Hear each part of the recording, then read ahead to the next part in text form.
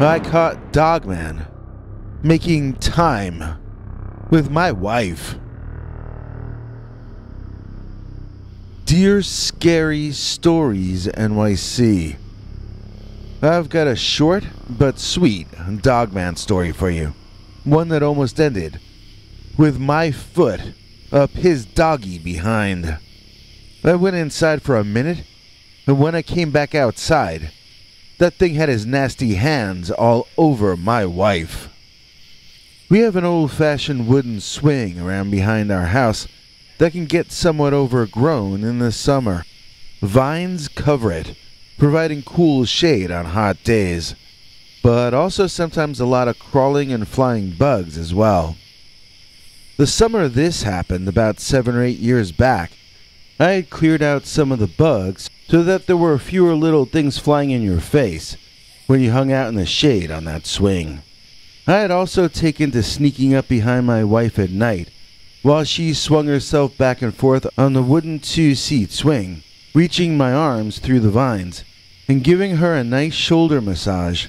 I had caused her to scream out in surprise the first time I did that. But after that first time, she was never surprised to hear me sneaking up from behind her again. So one night I asked Martha if she wanted anything from inside the house. I needed to use the facilities and wash up. Then I could bring her a drink or a snack if she was in the mood for either. Now, I don't really remember what she asked me to get her, but when I came back out of the house a little while later with whatever it was, I was more than a little stunned to see her, my own wife, my betrothed, my one true love, being massaged by giant gray and black hands. Hands that must have been 50 or 60% larger than my own, with claws extending past the end of each finger that could slice a human neck open with little or no effort. Looking up past my wife's bare neck, I saw 2 glowing eyes standing back deeper into the darkness and the shadows. Those eyes glared at me, as though daring me to say or do anything about this situation. He could choose to snap my wife's neck. He could choose to slice her throat open and drink the blood. There were so many different things that I could try to do, and so many horrible things that the canine-headed beastman could do in response to my wife. Almost anything I could think to do might have ended up in the monster brutally and savagely ripping Martha's life from her as I looked on, helplessly. I wondered if saying anything to my wife would fix the problem or just make things far worse. My wife can often choose to interpret life situations in utterly bizarre ways, and then choose to escalate something that could have been easily diffused. In this case, I caught my wife's eye as I stood, frozen, about 25 feet in front of that old wooden 2-person swing. When she saw my eyes, when she realized I wasn't the one giving her a massage, then surely she would get away from that monster and run straight into the safety of my arms. Except she didn't. When my wife saw her husband standing, holding a tray of drinks as something from hell massaged her shoulders, what she did was close her eyes, stretch, and yawn. She never put 2 and 2 together to add it up that I couldn't be both standing a couple dozen feet in front of her, as well as standing directly behind her. So I couldn't wake my somnambulant wife up, and I had no kung fu maneuvers I thought I could use to beat the dog away from Martha either. So I did what anyone in my situation would do.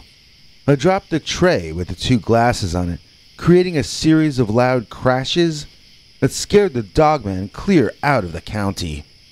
My wife was mainly annoyed by this, and she let me know all about it too.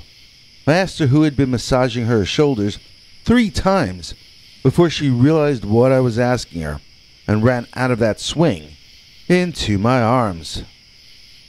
I would like my wife to register a complaint about the Dogman with the local authorities. If it turns out that he belongs to one of our neighbors, then we're going to want a paper trail proving that we've been having trouble with the beast for some time. Martha says that we haven't been having trouble, though. She says that all the Dogman did was give her a shoulder massage, and she accuses me of being jealous. If our house got invaded by a burglar, would she tell me I was jealous of the burglar too? I was interested in protecting my wife from a carnivorous, man-eating predator. I wasn't aware that I should feel jealous of man-eating predators, or that my wife should prefer their company to my own. I mean, how about we focus on that aspect of this situation? She sits there calmly, while an inhuman beast manhandles her. Then when I scare the monster off, somehow I'm the bad guy? That's insane. That's just completely bats, don't you think? Or am I the only one who feels this way? Our marriage counselor took her side on this, although she takes her side on everything. I can't stand marriage counseling, so the counselor knows to play up to my wife. If I could possibly cancel that nonsense, I'd do it inside of 12 seconds. So to reiterate, my wife refuses to register a statement or complaint with the police concerning this dog-headed creature man. She'd rather that there not even be an official record of this monster encounter, which could have led to both of us losing our lives.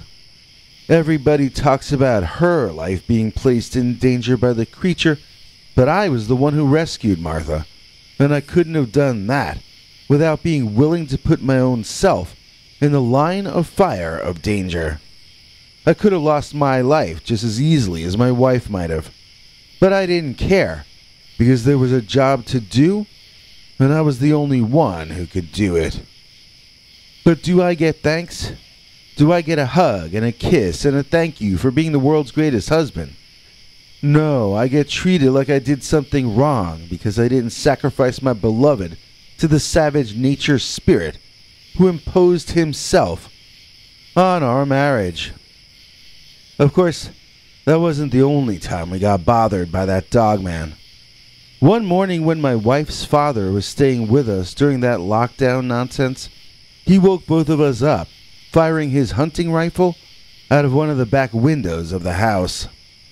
By the time I got there, the creature had apparently run off, but both my wife and her father claimed that they had seen the dog-headed man, and that he had been messing around with the metal children's swings left here by the previous owners. When we moved in, we didn't know if we might have children, so we left that swing set up. Supposedly Martha's father saw the Dogman, the same tall gray one from before, and it was screwing around with that rusty old playset.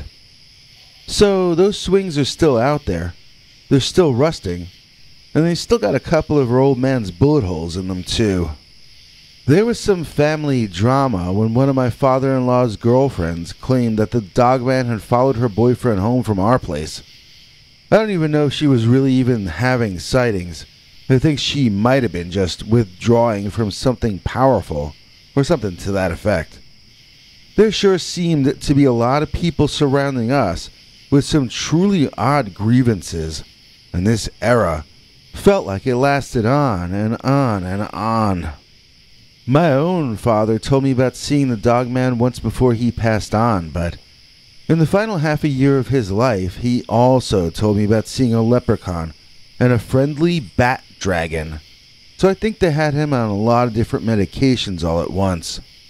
It can get sort of depressing when you can't tell if the people around you have lost their minds or if the world itself is what's spun out of control.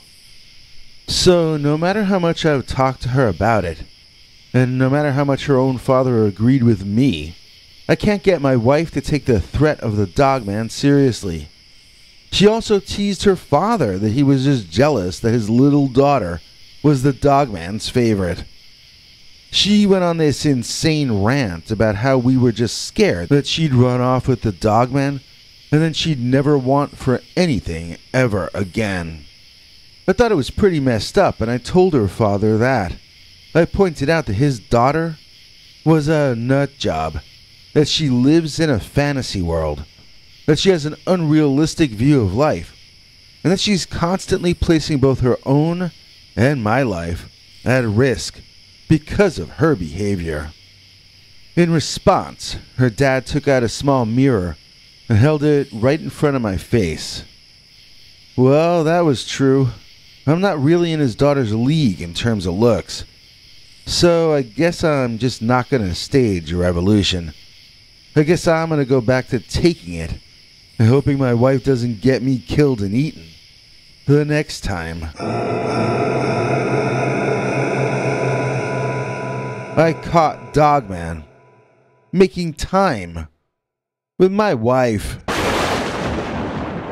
You know your heart is where the home is for Valerie, aka Nicole Gomez. Today's EP is as solid as gold cause she's Valerie, aka Nicole. Please join us at thanking our newest $10 elite channel member Valerie, aka Nicole Gomez, for making this episode possible. We really couldn't do it anymore without help from kind patrons of the arts and Dogman, like Valerie, aka Nicole Gomez. Here to explain how you too can help keep this channel alive is international TV spokesmongrel Henry Lee Dogman.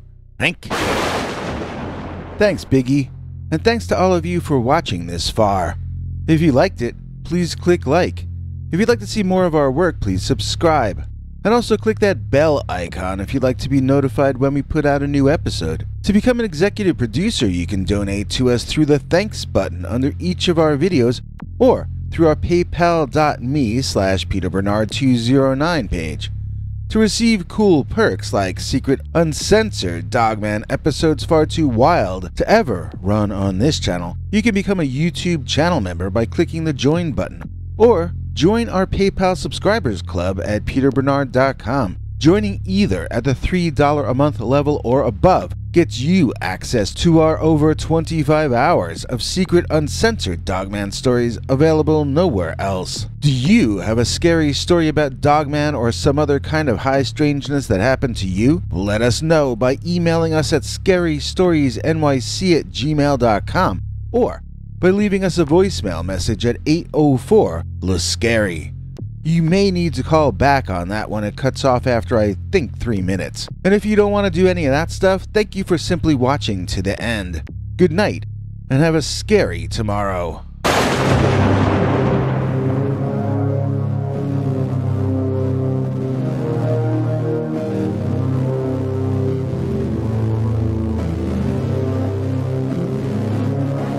Come back for more scary stories.